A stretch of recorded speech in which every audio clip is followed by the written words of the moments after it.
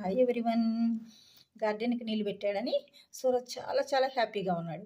అమ్మమ్మ ఏమందంటే, నీకేం కావాలి మనవడా అని చెప్పేసి అడిగింది. రెసిపీ కోకోనట్ బర్ఫీ చేయమంటే కొబ్బరికాయలు, పెరట్లో ఉన్న కొబ్బరికాయలు ఈ విధంగా పుల్లి పెట్టి పైకి లాగి కొద్దామనుకున్నారు.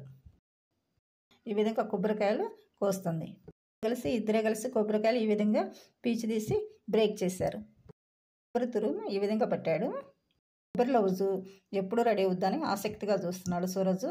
ఈ కొబ్బరి లౌజుకి పాలు, ఇలాచీ పౌడరు, కొబ్బరి తురుము వేసి పంచదార వేసి అమ్మమ్మ ఈ విధంగా చేస్తుంది. రెడీ అయింది. గాజు జార్లో భద్రపరిచారు. కొన్నేమో ప్లేట్లో పెట్టుకుని సూరజ్ తినడానికి ఉంచాడు.